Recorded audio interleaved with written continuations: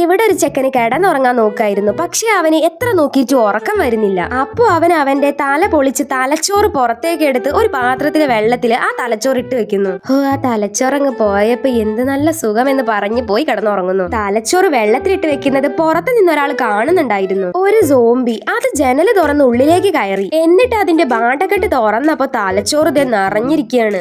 ഇനി ഞാൻ ഈ തലച്ചോറ് എവിടെ വെക്കാ എന്ന് വിചാരിച്ച് അത് കുത്തി നിറച്ചു നോക്കി. പക്ഷെ പറ്റുന്നില്ല.